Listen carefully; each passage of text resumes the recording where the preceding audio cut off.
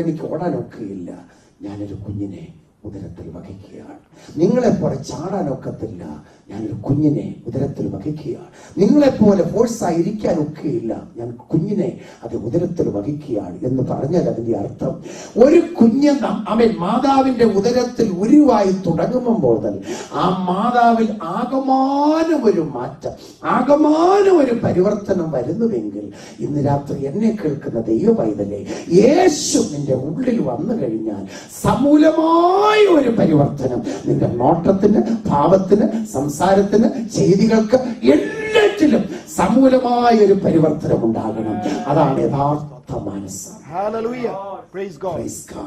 അതാണ് യഥാർത്ഥ മനസ്സാന്തരം എന്ന് പറയുന്നത്, സമൂലമായ ഒരു പരിവർത്തനം. മറ്റൊരു ഉദാഹരണം തരാം.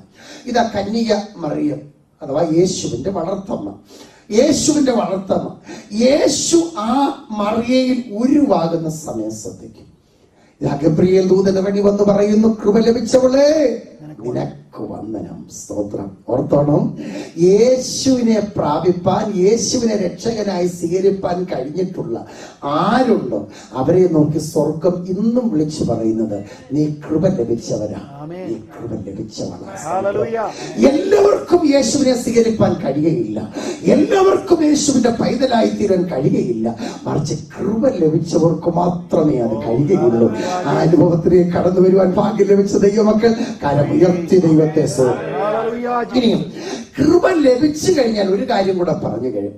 ഇതാ ഈ മറിയ, അവൾ കൃപ ലഭിച്ചു, അവളിൽ അത്യുന്നത ശക്തി ഇറങ്ങി വരുന്നു, ഒരു വിശുദ്ധ പ്രജ അവളിൽ ഉരുവാകുമ്പോൾ, സ്തോത്രം, അവൾ ചെയ്തത് പിന്നെ ആ പഴയ കൂട്ടായ്മയിലും ആ പഴയ സാഹചര്യത്തിലും ആ പഴയ ചുറ്റുവട്ടത്തിലും അവൾ ഒതുങ്ങിക്കൂടി എന്നല്ല, അവൾ കൃപ വന്നു കഴിഞ്ഞപ്പോൾ അവൾ അന്വേഷിപ്പാൻ തുടങ്ങി. അവളെ പോലെ കൃപ പ്രാപിച്ച മറ്റൊരാളുണ്ടോ എന്ന് അന്വേഷിപ്പാൻ തുടങ്ങി. സ്തോത്രം. അതൊരു വലിയ വ്യത്യാസമാണ് കേട്ടോ. അകത്തേശു വന്നു കഴിഞ്ഞാൽ, മാനസാന്തരി അനുഭവം ഉള്ളിൽ വന്നു കഴിഞ്ഞാൽ, ദൈവകൃപ നീ പ്രാപിച്ചു കഴിഞ്ഞാൽ, പിന്നെ നിന്റെ അന്വേഷണം പുകവലിക്കുന്നവന്റെ കൂടെയുള്ള കൂട്ടായ്മയല്ല, മദ്യപിക്കുന്നവന്റെ കൂടെയുള്ള കൂട്ടായ്മയല്ല, ജഡീകന്മാരുടെ കൂടെയുള്ള കൂട്ടായ്മയല്ല. എന്നെ പോലെ കൃപ പ്രാപിച്ച് ആരുണ്ട്, എനിക്ക് അവരുമായി കൂട്ടായ്മയായിരിക്കും. എനിക്ക് അവരുമായി കൂട്ടായ്മ ആചരിക്കണം. നോക്കൂ, ഈ മറിയം അവൾ ഗലീല മലനാടുകൾ മുഴുവൻ കയറി ഇറങ്ങി ഇന്നത്തെ പോലുള്ള വാഹന സൗകര്യം ഒന്നുമില്ല. അവൾ നടന്ന് ഈ കൂത്തിയ നാട്ടിൽ വന്ന് അവളെ പോലെ കൃപ പ്രാപിച്ചതായി എലിസബത്തിന്റെ അടുക്കൽ വന്ന് അവർ ഒരുമിച്ച് മുട്ടുകുത്തി ആമൻ ദൈവത്തെ സ്തുതിച്ചു കഴിഞ്ഞപ്പോൾ ആമൻ എലിസബത്തിന്റെ ഉള്ളിൽ പിള്ള തുള്ളി എന്നാ വായിക്കുന്ന. സ്തോത്രം. നോക്കണേ, യേശു അകത്ത് വന്നു കഴിഞ്ഞാൽ വരുന്ന മാറ്റങ്ങൾ നോക്കണം. സ്തോത്രം. കൃപ പ്രാപിച്ചു കഴിഞ്ഞാൽ സംഭവിക്കുന്ന മാറ്റങ്ങൾ. സ്തോത്രം. കൃപ പ്രാപിച്ചു കഴിഞ്ഞാൽ ദൈവവൈതലിൽ തുള്ളലുണ്ട്, ചലനമുണ്ട്, ചാട്ടമുണ്ട്, കയ്യടിയുണ്ട്, ഉച്ചത്തിൽ ദൈവത്തെ സ്തുതിക്കുന്ന അനുഭവമുണ്ട്. ഞാൻ വിമർശിച്ചു പറയുകയല്ല, ആമേൻ, എനിക്കത് ഇഷ്ടവുമല്ല. സ്തോത്രം. ഞാൻ പെട്ട സഭകളിൽ ആമേൻപ്പെട്ട അനേകരെ ഇന്നും സ്നേഹിക്കുന്ന വ്യക്തിയാ. അതിൽപ്പെട്ട അച്ഛന്മാരും പലരും എന്നെ സ്നേഹിതരാ. സ്തോത്രം. ഞാൻ വിമർശിച്ചു പറയല്ല, പക്ഷെ എന്റെ ഒരു അനുഭവം എനിക്ക് പറയാതിരിക്കാൻ കഴിയുകയില്ല.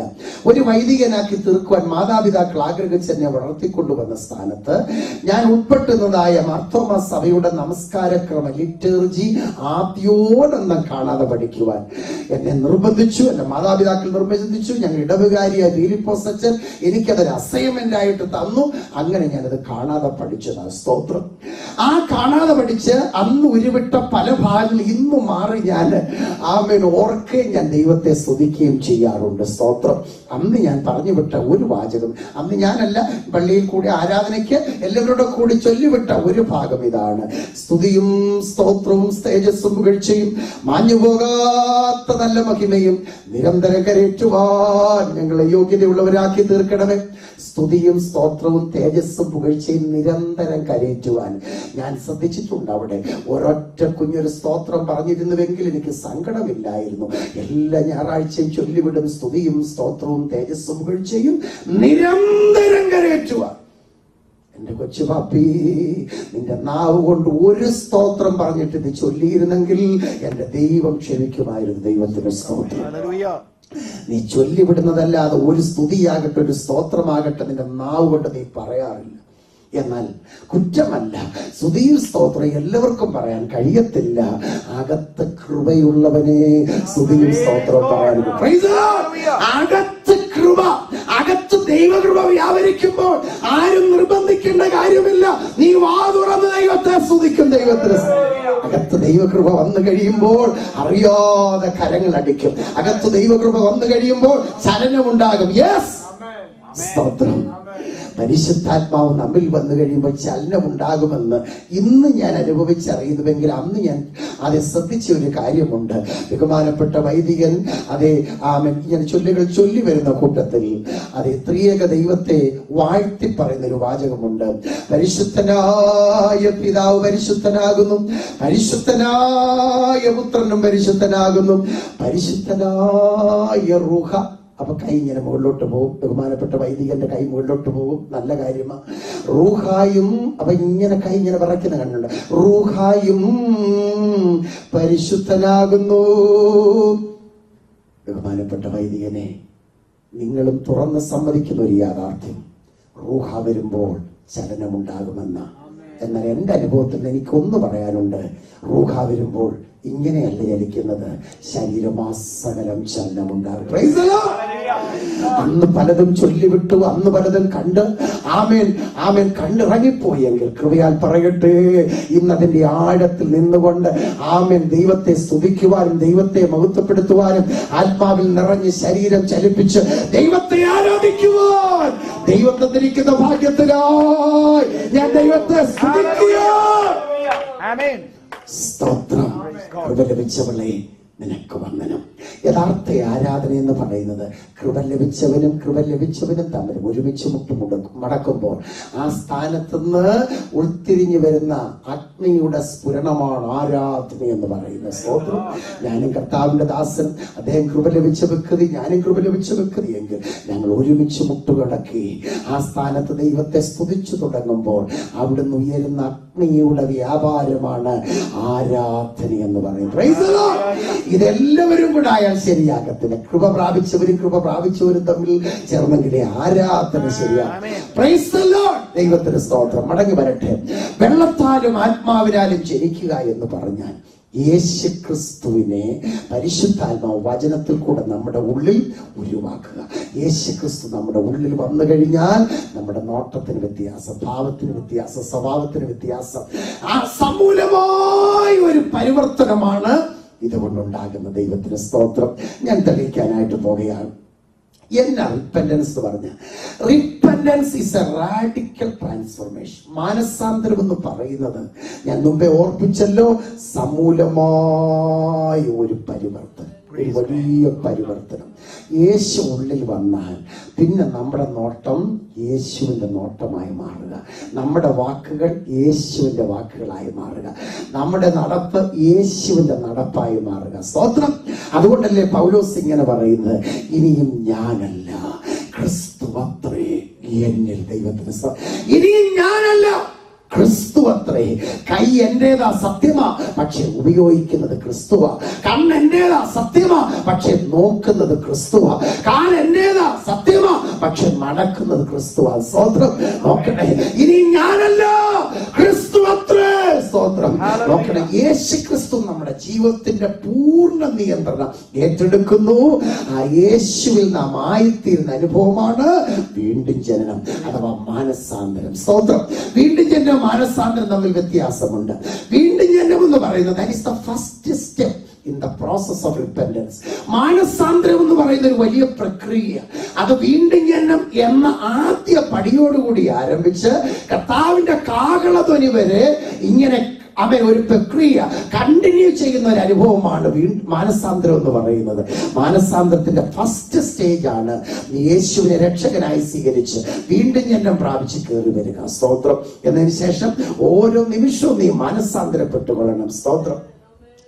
മാനസാന്തര അനുഭവത്തിൽ നാം യേശു ക്രിസ്തുവിലായിത്തീരുന്നു, ക്രിസ്തു നമ്മിലായിത്തീരുന്നു. ഇതൊരു വലിയ ബന്ധമാണ്. ഇത് അഭേദ്യമായ ഒരു ബന്ധമാണ്. ക്രിസ്തു എന്നിലും ഞാൻ ക്രിസ്തുവിലുമാകുക. സ്തോത്രം. നമ്മുടെ നാട്ടിൻപുറത്തൊക്കെ നിങ്ങളും കുഞ്ഞുങ്ങൾക്ക് അറിയത്തില്ല, നമ്മളൊക്കെ പരിചയിച്ചിട്ടുണ്ട്. കൊല്ലന്റെ ആലയില് കുന്താലി കാച്ചിക്കാന് കോടാലി കാച്ചിക്കാനൊക്കെ ഞാൻ പോയിട്ടുണ്ട്. സ്തോത്രം. അപ്പൊ ഈ കുന്താലി കാച്ചിക്കേണ്ടി വന്നു കഴിഞ്ഞാൽ തട്ടി ഊരും, അത് ഊരും, അല്ലെങ്കിൽ ആ പിടിയോടുകൂടെ തന്നെ അതിന്റെ കൈയോടുകൂടെ തന്നെ ആ ചൂളയിലേക്ക് ഇറക്കി വെക്കും. ചൂളയിലേക്ക് ഇറക്കി വെച്ചിട്ട് ആ കൊല്ലന്റെയും ചൂട് പിടിപ്പിക്കും, നല്ലവണ്ണം ചൂട് പിടിപ്പിക്കും. ചൂട് പിടിപ്പിച്ച് ആ കുന്താലി വലിച്ച് പുറത്തോട്ടെടുത്താൽ, അല്ലെങ്കിൽ ആ കോടാലി കഷ്ണം എടുത്ത് പുറത്തിട്ട് കഴിഞ്ഞാൽ ഇതാ നല്ല റെഡ് ഹോട്ട് അയണാണ്, നല്ല ചുവന്ന് തിളച്ചിരിക്കുന്നതായ ഇരുമ്പ് കഷ്ണമാണ്. അപ്പോൾ ഞാൻ ചോദിക്കുക, കൊല്ലനെ, ഞാൻ കൊണ്ടുവന്നത് കുന്താലിയാണല്ലോ, നിങ്ങൾ എന്താ ഈ കാണിക്കുന്നത്? ഇതാണ് ഇങ്ങനെ ഇരിക്കുന്ന ഈ ചുമന്നുകൂടി. അപ്പൊ കൊല്ലൻ എന്ന് പറയാനുണ്ട്, എന്ത് ഇതിനകത്ത് ഇരുമ്പിനകത്ത് തീയും തീക്കകത്ത് ഇരുമ്പുമായി ഇപ്പൊ കഴിഞ്ഞു. സ്വത്രം. ഈ ചുമന്നു പഴുത്തിരിക്കുന്നെങ്കിലും ഓർത്തോണം, ഇതിനകത്തിരുമ്പുണ്ട്, ഇരുമ്പിനകത്ത് തീയുമുണ്ട്. അങ്ങനെ ഇരുമ്പും തീയും കൂടെ ഒരുമിച്ച് ആയിത്തീർന്ന അനുഭവമാണ് ഇതെന്ന് പറയുന്നത്. സ്വത്രം. എന്നതുപോലെ നാം ക്രിസ്തുവിലായിത്തീരുന്നു, ക്രിസ്തു എന്നിലുമായിത്തീരുന്നു. സ്തോത്രം. ഇതൊരു വലിയ അഭേദ്യമായ ബന്ധമാണ്. ഈ ബന്ധത്തിൽ നിന്ന് ഒരു ശക്തിക്കും വേർപിരിപ്പാൻ കഴിയുകയില്ല. സ്തോത്രം. അതുകൊണ്ടല്ലേ പൗലോസ് പറയുന്നത്, ഈ ക്രിസ്തുവിന്റെ സ്നേഹത്തിൽ നിന്ന് എന്നെ വേർപിരിക്കുന്നത് ആര്? അവൻ നഗ്നതയാകട്ടെ, വാളാകട്ടെ, ആപത്താകട്ടെ, പട്ടിണിയാകട്ടെ, എന്ത് വന്നാലും ഈ ക്രിസ്തുവിന്റെ സ്നേഹത്തിൽ നിന്ന് എന്നെ വേർപിരിപ്പാൻ കഴിയുകയില്ല. മനസാന്തരം എന്ന് പറയുന്നത് യേശുവിന്റെ ആ ജീവിതത്തെ നമ്മിലേക്ക് പകർത്തുക, യേശുവിലേക്ക് നാം ആയിത്തീരുക. സ്തോത്രം. പൗലോസിന്റെ ലേഖനങ്ങൾ പഠിച്ചു കഴിഞ്ഞാൽ പൗലോസിന്റെ ലേഖനങ്ങളിൽ ആവർത്തിച്ച് ഉപയോഗിക്കുന്ന ഒരു പ്രയോഗമുണ്ട്, in Christ in him, in Christ in him, അവനിൽ, അതെ ക്രിസ്തുവിൽ. ഇതൊരു ശക്തിയേറിയ ഒരു പ്രയോഗമാണ്. സ്തോത്രം. In Christ. ഗ്രീക്കിൽ അത് പഠിച്ചാൽ എൻ ക്രിസ്റ്റോ എന്നാണ് ആ പ്രയോഗത്തിന്. എൻ ക്രിസ്റ്റോ എന്ന ആ പ്രയോഗം എടുത്തു പഠിച്ചാൽ അതിനകത്ത് 5 ആശയങ്ങൾ അടങ്ങിയിട്ടുണ്ട്. ഇൻ ക്രൈസ്റ്റ് എന്ന് പറഞ്ഞാൽ സെക്യൂരിറ്റി ഇൻ ക്രൈസ്റ്റ് എന്നാണ് അതിന്റെ അർത്ഥം. ഒന്നാമത്തെ ആശയം സെക്യൂരിറ്റി ഇൻ ക്രൈസ്റ്റ്. യേശുവിനായി തീർന്നു കഴിഞ്ഞാൽ ദൈവ പൈതലേ, നിന്റെ ജീവിതത്തിന്റെ ഭദ്രത യേശുവില്ല. സ്തോത്രം.